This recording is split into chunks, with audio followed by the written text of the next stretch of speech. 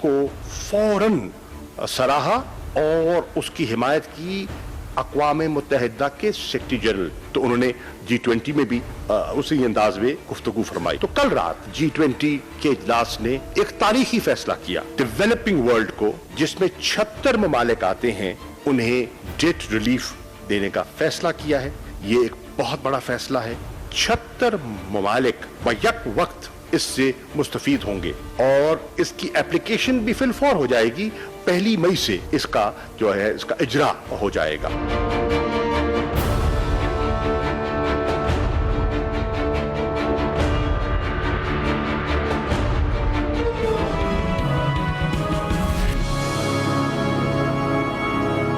बिस्मिल्लाहिर्रहमानिर्रहीम, अस्सलाम वालेकुम नाज़रीन, मैं हूं आसमा शराजी। प्रोग्राम है फैसला आपका। आज कुछ अच्छी खबरें आई हैं और पहली खबर तो ये है कि शरह सूद में भी कमी कर दी गई है, जो कि 2% कमी का ऐलान किया गया है। 9% पे शरह सूद आ गई है। इसको काफ़ी सराहा जा रहा है, लेकिन उसके साथ साथ कुछ तनकीद भी आ रही है कि इसको मज़ीद कम होना चाहिए था। 4 या 5% के ऊपर जो है वो आना चाहिए था। बहुत सारे जो बिजनेसमैन थे उनकी राय जो हमने सुनी उसके मुताबिक, लेकिन बहरहाल ये एक बड़ा फैसला है और अच्छा फैसला है। दूसरी तरफ IMF ने पाकिस्तान के लिए एक अच्छा फैसला ये किया है कि जो 76 ममालिक थे उनमें पाकिस्तान भी शामिल था। उनके कर्जों को 1 साल के लिए मौखर कर दिया है। तकरीबन कोई $12 अरब का ये पैकेज है जो कि 1 साल के लिए मौखर कर दिया गया और पाकिस्तान को अब ये 2022 तक ये कर्जे जो हैं वो देने हैं। इसी तरह से आज IMF जो है वो पाकिस्तान को $1 अरब 40 करोड़ भी मजीद देने का ऐलान कर सकता है, उसका इम्कान है। तकरीबन उसकी अप्रूवल हो चुकी है। सो ये तो थी मईशत से जुड़ी हुई खबरें जो कि आई हैं और इसका कितना फ़ायदा होगा, इसका कितना नुकसान होगा, इसका कितना असर होगा पाकिस्तान की मईशत के लिए और दुनिया भर की मईशतों का जो असर है वो हमारे ऊपर कितना होगा, इसके ऊपर हम ज़रूर बात करेंगे। इसके साथ साथ जो कोरोना की कैफियत है वो बढ़ती चली जा रही है और गुज़िश्ता 24 घंटों के अंदर जो है वो रिकॉर्ड इजाफा देखने को मिला है। 520 लोग और ऐड हुए हैं पाकिस्तान के कोरोना का जो तादाद है उसके हवाले से। और जो कंट्रोल सेंटर की रिपोर्ट है उसके मुताबिक, कमांड एंड कंट्रोल सेंटर की, उसके मुताबिक 58% जो है वो लोकल ट्रांसमिशन हो गई है मकामी तौर पर। याद रहे कि जब ये आगाज हुआ था पाकिस्तान में तो जो फॉरेन ट्रांजिशन थी वो ज्यादा थी, उसकी निस्बत लोकल बहुत कम थी, लेकिन अब लोकल का बढ़ जाना इस बात का इशारा दे रहा है कि अब मकामी सतह के ऊपर जो है कोरोना बाकायदा फैल रहा है। दूसरी तरफ ये खबरें हैं और साथ ही ये भी खबरें हैं कि लॉकडाउन का फैसला जो कि किया गया था वो लॉकडाउन का फैसला कल जो राब्ता कमेटी का इजलास था उसमें परसों किया गया कि लॉकडाउन जो है सख्त किया जाएगा, जो कि वजीर आला ने बताया।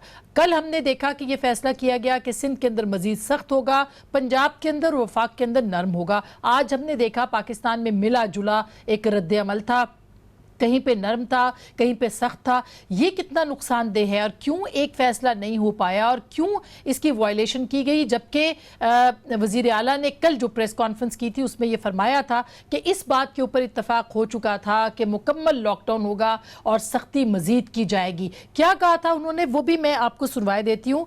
मुराद अली शाह साहब की कल की प्रेस कॉन्फ्रेंस की एक बाइट है, जरा सुनिएगा। 14 दिन लॉकडाउन बढ़ाया और मैं ये आपके तवज्जुह से कह रहा हूं, पूरे पाकिस्तान में जो हमने एग्री किया है मजीद सख्त लॉकडाउन होगा।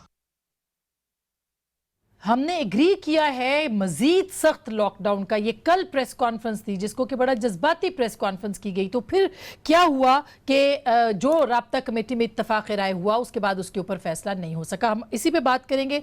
हमारे साथ मौजूद हैं जनाब शफकत महमूद साहब, वफाकी वजीर तालीम हैं और पाकिस्तान तहरीक इंसाफ के सीनियर तरीन लोगों में से हैं। सर बहुत बहुत शुक्रिया आपकी तशरीफ आवरी का। हमारे साथ है जनाब मुस्तफ़ा नवाज़ खोखर साहब जो कि सेनेटर हैं और पाकिस्तान पीपल्स पार्टी के चेयरमैन बिलावल भुट्टो जरदारी के स्पोक्स पर्सन भी हैं। बहुत बहुत शुक्रिया मुस्तफ़ा नवाज़ खोखर साहब। Last but not least Mossadegh Malik साहब हमारे साथ भी मौजूद हैं जो कि सेनेटर भी हैं और पाकिस्तान मुस्लिम लीग नवाज़ के सीनियर रहनुमा। आपका भी बहुत बहुत शुक्रिया मुसद्दिक साहब। सबसे पहले मैं मुस्तफ़ा नवाज़ खोखर साहब आपके पास आना चाहती हूँ। पहली बात तो ये है कि ये एक तो जो मईशत है उसके हवाले से सख्त फैसले करने हुकूमत कर रही है वो नज़र आ रहा है, लेकिन लॉकडाउन जो है करने का फैसला वो दुरुस्त था या गलत था, इस पे आपकी राय क्या है? शुक्रिया अस्मा। पहली चीज तो ये है कि इस वक्त जिस वबा का शिकार सिर्फ पाकिस्तान नहीं बल्कि पूरी दुनिया है, दुनिया में अभी इसका कोई इलाज नहीं है। अभी तक जो तमाम तहकीक करने वाले लोग हैं, अक़वाम मुत्तहिदा है, वर्ल्ड हेल्थ ऑर्गेनाइजेशन है, दीगर ममालिक है, वहां पर इस चीज पर इत्तफाक पाया जाता है कि इस वक्त इसका वाहिद हल इससे बचने का वो लॉकडाउन है, वो सोशल डिस्टेंसिंग है, वो घरों में बैठना है। आप अपनी नेबरहुड में देखें, इंडिया में इस वक्त मुकम्मल लॉकडाउन है। उनके हालात, उनकी आबादी का तनासुब हालांकि हमसे बड़ा है, लेकिन बहुत सी चीजें हमारी उनके साथ कदरे जो है वो मुश्तरक भी हैं। वहां पर 3 मई तक इस वक्त लॉकडाउन है, उसमें कोई नरमी नहीं है। हमें भी यहाँ पर जिस सूरत हाल का सामना है उसमें हमने पहले दिन से देखा कि वफाकी हुकूमत की जो लॉकडाउन के हवाले से पॉलिसी थी वो थोड़ी कंफ्यूज्ड थी। और फिर इवेंचुअली हमने देखा कि वजीर आजम जो कि पब्लिकली लॉकडाउन के कोई इतने हामी नजर नहीं आते थे, तमाम सूबाई हुकूमतों ने, गिलगित बल्तिस्तान की हुकूमत ने और फिर आजाद कश्मीर की हुकूमत ने भी लॉकडाउन का ऐलान किया। और उस लॉकडाउन का ऐलान फिर एक प्रेस कॉन्फ्रेंस में भी किया गया और उसके बाद ये तज्जिया भी किया गया और इंटरनेशनल मीडिया में भी इसके ऊपर आर्टिकल्स छपे कि पाकिस्तान के वजीर आजम इस सूरत हाल में थोड़े से तन्हाई का शिकार नजर आए।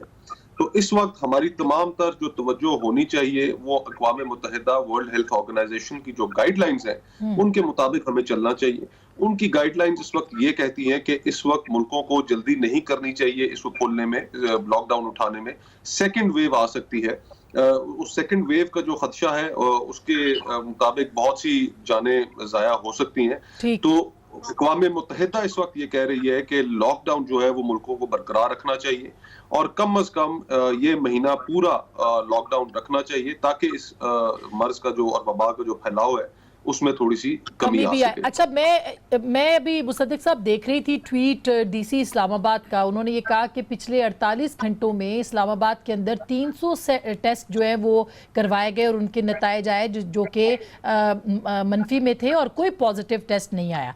तो इसका मतलब ये है कि लॉकडाउन जो कि इस्लामाबाद की हद तक हम एक एग्जाम्पल के तौर पे ले रहे हैं कि पिछले जो 20-25 दिन का लॉकडाउन है उसका फ़र्क पड़ा और कोई केस सामने नहीं आया। तो आप क्या समझते हैं, लॉकडाउन कितना इम्पोर्टेंट है और वर्ल्ड वाइड इसको क्यों इतनी अहमियत दी जा रही है, हमारे यहाँ क्यों नरम किया गया है? देखिए, मैं तो बिल्कुल समझने से कासिर हूँ कि ये नरमी की गुफ्तगू भी क्यों की गई है, कुछ समझ नहीं आया मुझे। इससे लोगों को कंफ्यूजिंग मैसेजेस गए हैं।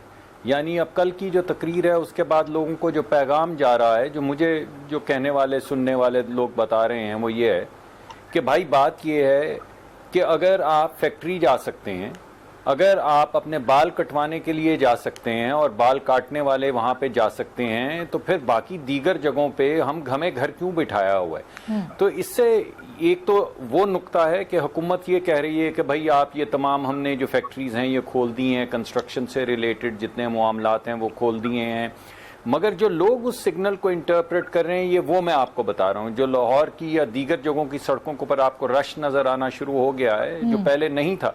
पहले 2 और 2.5 हफ्ते हू का आलम था इस्लामाबाद में भी और लाहौर में भी, मगर ये 1 हफ्ता 8 दिन से जब से ये बात शुरू हुई है कि हम इसको सॉफन करने लगे हैं, इसको खोलने लगे हैं, उस दिन से लोगों ने उसको जिस तरीके से इंटरप्रेट किया है उसके नतीजे में फिर आपके सामने ये भी आया कि मजहबी उलमा ने कहा कि भाई बाल कटवाने जा सकते हैं, मस्जिद नहीं जा सकते। ये क्या बात हुई? यानी बिजली ठीक करवाने जा सकते हैं, बाकी तमाम काम करने जा सकते हैं, माँ सिवा स्कूलों के और पार्क्स के और सिनेमा घरों के और मॉल्स के अगर बाकी बेशतर चीज़ें खुल गई हैं तो फिर मसाजिद के अंदर जाने में आपको क्या एतराज़ है? एतराज़ तो ये था कि किसी भी जगह पे इज्तिमा नहीं होना चाहिए ताकि ये बीमारी फैल ना सके।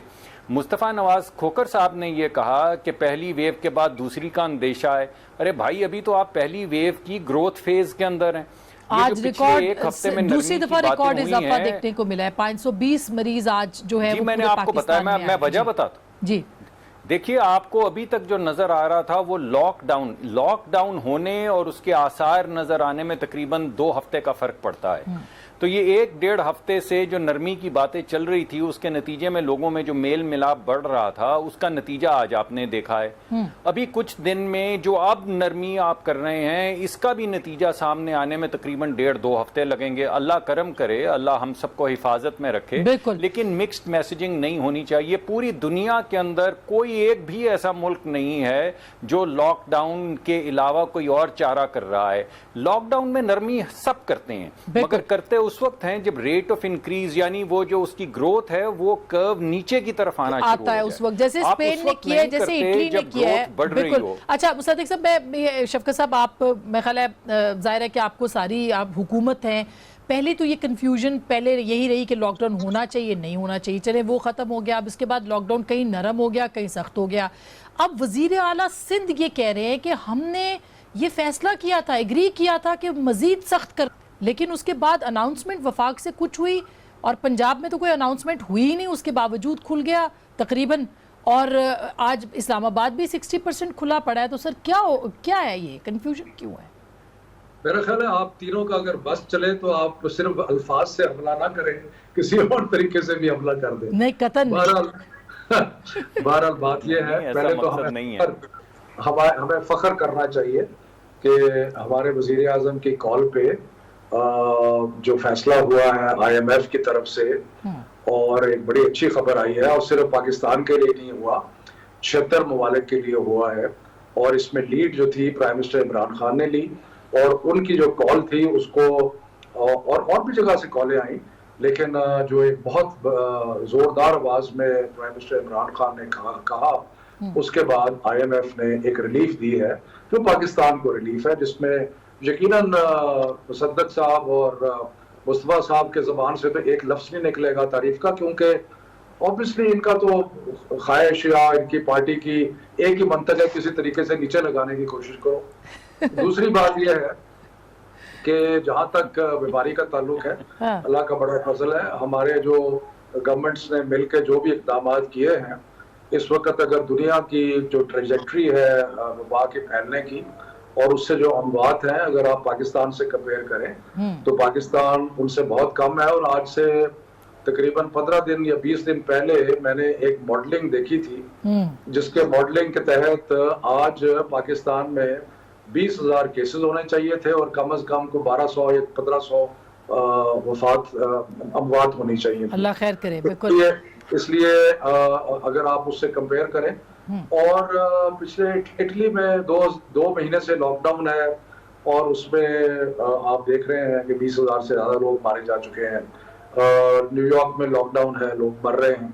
आज ही मैं एक येल यूनिवर्सिटी की रिसर्च पढ़ रहा था, जिसमें उन्होंने कहा कि ये जो लॉकडाउन है, ये एक्चुअली तो मनफी असरात भी पैदा कर सकता है, और इसके लिए बड़ा जरूरी है कि दोनों को बैलेंस किया जाए, इकोनॉमी को भी और लॉकडाउन को भी। उसके बाद मैं वर्ल्ड हेल्थ ऑर्गेनाइजेशन के जो डायरेक्टर जनरल साहब हैं, अच्छा, उनकी ट्वीट देख रहा था जी, और उन्होंने ये कहा कि जो लॉकडाउन डेवलप्ड कंट्रीज में है वो अंडर डेवलप्ड कंट्रीज के लिए मुनासिब नहीं है, क्योंकि वहां तो 20-20 लोग, 15-15 लोग एक घर में एक कमरे में रहते हैं, तो उनके लिए लॉकडाउन उस तरीके से नहीं हो सकता। और जो हमारी नेशनल कोऑर्डिनेशन कमेटी, जिसका मैं भी मेंबर हूं, उसकी जो आखिरी मीटिंग हुई थी, उसके अंदर तकरीबन एक ही राय थी, और सिर्फ सिंध की ख्याल था कि उन्होंने कुछ चीजों पे मजीद सख्ती करनी है। हमने कहा बिल्कुल करें, 18वीं तरमीम के बाद उनका हक है कि वो जितनी मर्जी सख्ती करना चाहते हैं। सीएम सिंध ने नहीं, मैं आपसे पूछूं, वो ये कह रहे हैं कि इस पे इत्तेफाक हो गया था कि सख्त किया जाएगा लॉकडाउन। आपने, मैंने सुनवाया इस बात पे हुआ था जी, क्योंकि मैं भी वहीं कमेटी में था, और मैं आपको बता रहा हूँ, इत्तेफाक इस बात पे हुआ था कि बहुत सारी इंडस्ट्रीज की लिस्ट पड़ी गई थी जिसपे इत्तेफाक हुआ था।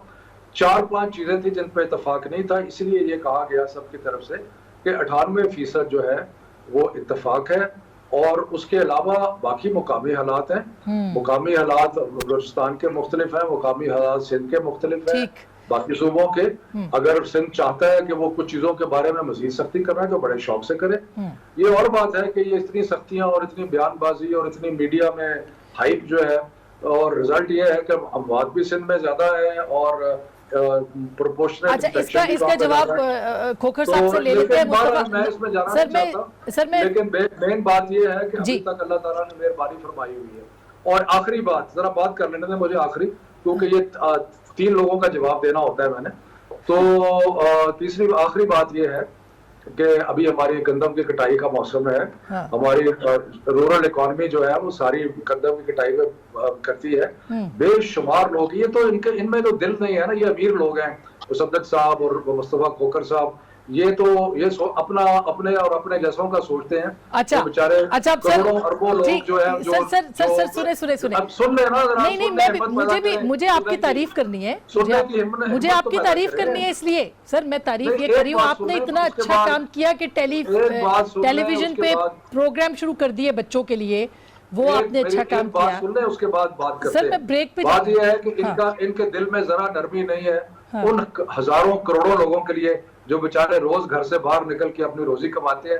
इनका बस चले तो वो भूखे मर जाए। अच्छा, आप इसका जवाब अमीरों का कोरोना है उसकी लॉकडाउन हो जाए। शफकत साहब, अब इसका जवाब तो मैंने मुस्तफ़ा नवाज खोखर साहब से भी लेना है और मुसद्दिक मलिक साहब से भी। एक छोटी सी मैं ब्रेक लेती हूँ, ब्रेक के बाद ज़रूर इस पर भी बात करेंगे।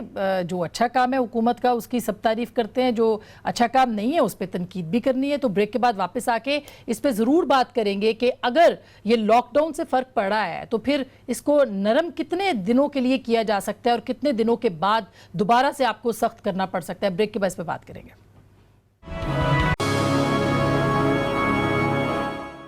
वेलकम बैक नाज़रीन, एक दफ़ा फिर आपको खुश आमदीद कहते हैं। मुस्तफ़ा नवाज खोखर साहब, आपने सुनी बात शफकत साहब की भी, उन्होंने कहा कि जितना भी इत्तेफाक था 98% था, जितना भी था, लेकिन आपकी रिजर्वेशंस थी उसके हवाले से हुकूमत कुछ अच्छे फैसले भी कर रही है, जैसे ये अभी सूद की कमी, शराय सूद में कमी हुई है। अपोजिशन क्या समझती है? इस वक्त सियासत हो रही है पाकिस्तान में, जबकि दुनिया में जो है वो पूरी तरह से हर चीज़ बदल गई है, हमारे यहाँ नहीं बदली अभी तक। देखिए अस्मा, सियासत तो बदलती है रवैयों से, और अगर रवैया मुस्बत होगा, मुस्बत रवैये रहेंगे तो सियासत हमारी बेहतर होगी। अभी ब्रेक पे जाने से पहले काबिल एहतराम है शफकत साहब, बुजुर्ग हैं, उन्होंने मुझ पर और पीपल्स पार्टी पर और शायद गालिबन मुस्लिम लीग नून पर भी ये इल्जाम लगाया कि जी इनके सीने में दिल नहीं है, ये अमीर लोग ये समझ नहीं सकते। अब इसका जवाब तो दिया जा सकता है, लेकिन अवाम इस वक्त नहीं देखना चाहते कि टीवी स्क्रीनों के ऊपर सियासतदान आपस में उलझे। सियासतदान फिर अब इसके जवाब में तो फिर मैं ऐसी गुफ्तगू कर सकता हूँ कि जिसके नतीजे में सारे प्रोग्राम एक टॉक्सिक सा बन जाएगा। वज़ीर आला सिंध ने कल भी जो उन्होंने प्रेस कॉन्फ्रेंस की उसमें उन्होंने हाथ बांधे और उन्होंने कहा कि ये वक्त सियासत करने का नहीं है। पाकिस्तान पीपल्स पार्टी के चेयरमैन बिलावल भुट्टो साहब ने जैसे ही ये क्राइसिस शुरू हुआ पहले दिन उन्होंने प्रेस कॉन्फ्रेंस की, उन्होंने इमरान खान साहब को अपनी हिमायत का इस मामले में यकीन दिलाया। और सिर्फ इसी मौके पर नहीं, इसकी आपको अगर माजी में जाए तो पिछले 18 महीनों में आपको और भी मिसालें मिलेंगी कि जिसमें बिलावल भुट्टो साहब ने, पाकिस्तान की अपोजिशन ने हर ऐसे मौके पे जो क्राइसिस का मौका था एक पॉजिटिव रोल प्ले किया, चाहे वो पाक भारत कशीदगी हो, चाहे मौलवियों का इस्लामाबाद में आ जाना हो, हमला करना हो, फतवे लगाना हो। उस वक्त भी बिलावल भुट्टो साहब ने कहा कि कदम बढ़ाओ इमरान खान, हम तुम्हारे साथ हैं। तो उसी मुस्बत रवैये को, ठीक है हमारे बुजुर्ग हैं शफकत साहब और ज्यादा सख्त बातें कर ले, लेकिन इन हालात को सामने रखते हुए मैं यही समझता हूँ कि हमें एक दूसरे के साथ वे फॉरवर्ड देखना पड़ेगा सर। वे फॉरवर्ड जी मुस्तफा साहब, वे फॉरवर्ड देखिए अस्मा, ना आप ना मैं कोई इस मामले में तय नहीं कर सकता कि मामलात में क्या रुख इख्तियार करना है। अल्लाह करे हम सारे गलत हों, लेकिन इस वक्त जो हमारे सामने सूरत हाल है उसमें ये कोरोना ड्रिवन है, ये इस वबा के ऊपर डिपेंड करता है कि वो कितना फैलती है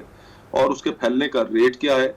आज हम ये बात नहीं कर सकते कि हम क्या आगे बिल्कुल क्या ये सारे डिपेंडेंट हैं कि दुनिया की हमारे यहाँ हालात क्या रहते हैं। बिल्कुल। और इन्हीं हालात के पेश नजर मुख्तलिफ ममालिक जो हैं दुनिया के वो सारे के सारे हिफाजती इकदाम उठा रहे हैं। और मैंने जैसे पहले हिस्से में कहा कि इसका कोई इलाज अभी तक मौजूद नहीं है। वैक्सीन आने में इसकी कम से कम 1 साल का अरसा कम से कम दरकार है, और उस वक्त तक सिर्फ और सिर्फ अगर किसी के पास कोई हथियार है इससे लड़ने का तो वो लॉकडाउन है, वो सोशल डिस्टेंसिंग है।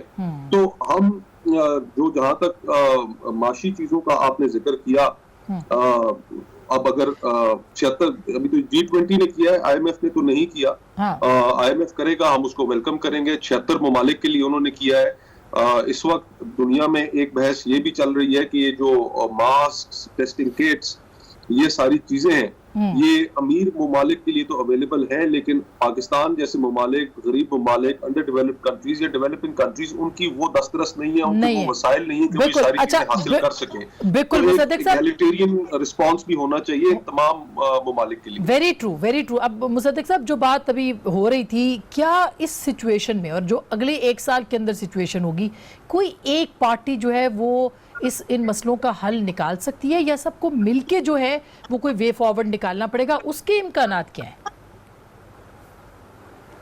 देखिए, इम्कानात तो तय करना है शफकत साहब को या दीगर हुकूमत के वज़रा को। मैं 3 दिन से, मुझे 3 हफ्ते हो गए हैं प्रोग्राम करते, और मैंने हर प्रोग्राम में बरमला हुकूमत की हिमायत की है, और उनके तमाम जो इक़दाम हैं उनका मैं तज़किरा करता रहा हूँ, और ये कहता रहा हूँ कि हुकूमत अगरचे देर आयद मगर दुरुस्त आयद, और उसका रास्ता ठीक है। जो लॉकडाउन कर रही है वो ठीक है, जो आइसोलेशन वार्ड्स बना रही है वो ठीक है, जो क्वारंटीन का तरीक़ाकार है वो ठीक है, जो गरीबों में मदद तकसीम की जा रही है वो ठीक है, मगर वो नहीं सुनाई दिया। लेकिन कल के बाद से मैं ये कहने पे मजबूर हो गया हूँ। मैं शफकत साहब की बात का तो जवाब नहीं दूंगा कि मेरी तो इनसे ज़ाती दोस्ती है, तो अगर ये ऐसा समझते हैं तो ज़रूर इन्होंने सोच समझ के बात की होगी। अगर उनके दिल में कोई ऐसी बात है कि हम इस तरह के लोग हैं, तो हम तो इन्हें दोस्त समझते हैं, तो क्या इनका जवाब नहीं दे पाता, मैं नहीं दे पाता, दे नहीं सकता और दूंगा नहीं, तो वो मैं छोड़ता हूँ शफकत साहब के ऊपर ही कि हम किस तरह के लोग हैं। लेकिन मैं ये ज़रूर कहूँगा कि हुकूमत का ये काम नहीं होता कि वो मौत और भूख की तकरार करे, ये काम हुकूमत का नहीं होता। हुकूमत का काम होता है कि मौत के खिलाफ और भूख के खिलाफ लोगों को प्लान दे। लोगों ने वोट दिया होता है, तो लोगों को मौत के मुंह में नहीं झोंक सकते। आप ये नहीं कह सकते क्योंकि हमारे मुल्क में भूख है तो फिर इनको बीमारी से मरने दो। सही बात, बिल्कुल आप ये नहीं कह सकते। आप मौत के हक में फैसला नहीं कर सकते गरीब आदमी के लिए, और आपको नहीं करना होगा। इस वजह से हुकूमत के पास 4 हफ्ते थे। ये वबा पूरे दुनिया के अंदर 4 हफ्ते पहले आई, और सबको पता चल गया था कि किस वबा ये किस तेजी से फैलती है, इसमें कितनी अमवात होती हैं, इसमें भूख का क्या होता है, गरीब आदमी का लॉकडाउन में क्या होता है, क्योंकि पहले दिन से लॉकडाउन शुरू हो गए थे 5-6 ममालिक में, और अब तो पूरी दुनिया में मासवा लॉकडाउन के और कोई तरीका इस वबा का जोर तोड़ने का सामने नहीं आ रहा। तो मैं ये समझता हूँ दवा के अलावा जोर तोड़ना जो है इस वक्त अहम है। दवा तो आएगी, अभी 1 साल लगेगा, मगर जोर तो इसका तोड़ना है, उसके लिए लॉकडाउन चाहिए। मगर मैं ये समझता हूं कि हुकूमत को मौसर प्लानिंग अभी हुकूमत कर रही है, अच्छे प्लान हुए हैं जो गरीब लोगों को 12-12 हज़ार रुपए मिल रहे हैं, लेकिन मौसर प्लानिंग के जरिए वो लोग जिनको आप दिहाड़ीदार कह रहे हैं उन तक पहुंचने का रास्ता ढूंढना चाहिए था। लॉकडाउन नर्म नहीं करना चाहिए। अच्छा, बिल्कुल। अच्छा, और अगर लॉकडाउन नर्म भी करना है तो मिक्स सिग्नलिंग लोगों को नहीं देनी चाहिए थी। लोगों को एक क्लियर सिग्नल मिलना चाहिए। पैदा हुआ है जिसका कि आज आपने लाहौर और बाकी जगहों पे शफकत साहब देखा है। सवाल ये है कि चूंकि ये गैर मामूली हालात हैं, लिहाजा इसमें गैर मामूली क़यादत और गैर मामूली जो है वो फैसले करने पड़ेंगे। सबको साथ लेके चलने की ये भी तो सियासत का एक हुनर है कि सबको साथ लेके चला जाए, वो भी कमी हुकूमत के उस पर नजर आ रही है। दोनों, पहली तो बात यह है कि जो नेशनल कोऑर्डिनेशन कमेटी है उसके अंदर जो चीफ मिनिस्टर्स हैं उसमें 2 PMLN के हैं, 1 पीपल्स पार्टी के हैं, और रेगुलरली उनके साथ मुलाकात होती है और रेगुलरली मिलकर प्लानिंग होती है। और जब सबने कहा कि 98% एग्रीमेंट है, तो कुछ चीजों में डिसएग्रीमेंट भी है, तो कोई ऐसी बात नहीं है। दूसरी बात यह है कि हमने दोनों चीजों का मुकाबला करना है। खुद ही अभी मुस्तफा खोखर साहब भी कह रहे थे, मुसद्दिक साहब भी कह रहे थे, आपने भी कहा कि ये तो लंबी गेम है, साल चल सकती है, 1.5 साल चल सकती है। तो हमने बीमारी का भी मुकाबला करना है, हमने भूख का भी मुकाबला करना है। और अगर आप अभी देखें कि आपके सारे तालीमी इदारे सारे बंद हैं, शादी हॉल सारे बंद हैं, ट्रेनें सारी बंद हैं, बसें सारी बंद हैं, जहां पर कोई मॉल सारे बंद हैं, जहां पर कोई गैदरिंग हो सकती है सारी बंद है। तो ये तो सारी चीजें बंद हैं। अब मसला ये रह गया था कि जो चीजें खोलनी है उनको किस तरीके से खोला जाए, क्या ताकि लोगों की जो एक रोजमर्रा रोजगार है उसका भी कुछ किया जाए। तो उस सिलसिले में एक मूडीज ने इंटरनेशनली एक लिस्ट निकाली कि कौन सी इंडस्ट्रीज जो है वो लो रिस्क है, कौन सी इंडस्ट्रीज मीडियम रिस्क है, कौन सी इंडस्ट्रीज हाई रिस्क है। तो वो सारी लिस्ट जो है सूबों के साथ शेयर की गई। उसमें जो दुकानें, छोटे दुकानदार जिनको खोला जा सकता था, जो लो रिस्क था, वो भी शेयर किया गया और सारी चीजों पे इत्तेफाक हुआ। अच्छा, अगर इत्तेफाक नहीं हुआ तो कुछ 4 चीजों पे नहीं हुआ कि जी कुछ दुकानें थी, सिंध गवर्नमेंट ने कहा कि नहीं ये हमने खोलने, हमने कहा बिल्कुल आप अगर चाहते हैं हमको। सर वो हज्जाम की दुकान खोलने का फैसला, मैं ब्रेक ले लूं, ब्रेक के बाद मैं पूछूंगी कि ये भी फैसला नहीं होना चाहिए था कि हज्जामों की दुकानें खोले, जो कि सबसे बड़ा एक कॉज बन सकती है सिचुएशन में। मगर छोटी सी ब्रेक, और ब्रेक के बाद जरूर बात करेंगे कि राब्ता कमेटी तो जरूर है, क्या अपोजिशन लीडर्स के साथ भी बात हो सकती है, और जो मुश्तरका मफादात की कमेटी जो आईनी जरूरत है वो क्यों उसके ऊपर अमल नहीं हो रहा। ब्रेक के बाद वेलकम बैक नाज़रीन, एक बार फिर आपको खुश आमदीद कहते हैं। मुस्तफ़ा नवाज़ खोखर साहब, हम बात कर रहे थे कि इत्तफाक़ राय जो है वो कैसे, तो शफ़क़त साहब का ये फरमाना है कि राब्ता कमेटी एक मौजूद है जिसमें कि मुख्तलिफ़ सूबों के चूँकि रिप्रेजेंटेशन मुख्तलिफ़ जमातों की है वो उसके अंदर मौजूद है, लिहाजा उसके होते हुए बाकी किसी कमेटी या मीटिंग की या अपोजिशन के लीडर से मिलने की ज़रूरत महसूस नहीं हो पा रही। क्या आपको लगता है कि ये एक बहुत अहम है क्योंकि आप लोग बहुत ज़्यादा इस पे जोर देते रहे कि सब लोग मिल बैठे, या वज़राए आला के हद तक सही ये काम चल रहा है?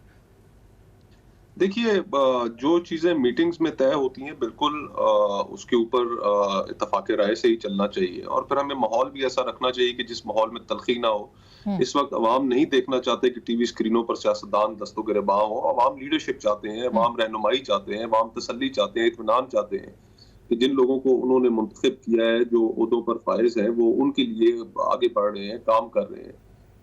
तो इस सारी सूरत हाल में अपोजिशन तो अपना किरदार अदा करने के लिए तैयार है। आपके इल्म में होगा कि जो एक पार्लिमानी रहनुमाओं की मीटिंग थी उसमें भी सारे अपोजिशन के रहनुमा मौजूद थे, लेकिन फिर ये बात अफसोस के साथ कहनी पड़ती है कि वजीर आजम वो मीटिंग छोड़कर चले गए और उन्होंने किसी और की बात सुनना गवारा नहीं की। चले, उनका अपना अमल है, जैसे वो मुनासिब समझे। लेकिन इस सूरत हाल में जहां पर कॉपरेशन की जरूरत है वहां पर इस चीज की भी जरूरत है कि ठीक है वो भले हमारे साथ मीटिंग्स में ना बैठे, भले मीटिंग्स में हमारे वजीर आला और दीगर लोगों के साथ नेशनल कोऑर्डिनेशन कमेटी की मीटिंग में बैठकर उनकी गुफ्तगू सुन लें, लेकिन उससे बाहर फिर जब वज़रा आकर तुंद तो तेज बयानात देते हैं, अटैक करते हैं, तो उससे फिर एक मनफी तासुर जाता है। ऐसा नहीं होना चाहिए। मगर अच्छा, छोटी सी चीज है कि वजीर आला सिंध की प्रेस कॉन्फ्रेंस अगर पीटीवी नहीं दिखाएगा तो हम कोई फर्क तो इससे नहीं पड़ता, लेकिन फिर क्या तासुर इससे लिया जाए कि हुकूमत जो है वो प्रेस कॉन्फ्रेंस तक दिखाना गवारा नहीं करती। तो ये चीजें हैं जिनके ऊपर हुकूमत को बड़ा दिल दिखाना चाहिए, गौर करना चाहिए, और जहाँ तक हमारे ताउन का ताल्लुक है हम हर किस्म के ताउन के लिए तैयार हैं, गैर मशरूत तौर पर। बिल्कुल सही बात है, लेकिन मुसद्दिक साहब जैसे मुश्तरका मफादात काउंसिल है उसका एक आईनी उसका किरदार है, हम ये कह सकते हैं कि राब्ता कमेटी के होते होते मुश्तरका मफादात की काउंसिल को ना बुलाया जाए जिसका कि आईनी रोल है, 90 डेज में उसको मिलना होता है, वो क्यों नहीं मिल पा रही है और क्यों उसको, क्या उसको रिप्लेस किया गया एनसीओसी के तहत के जरिए?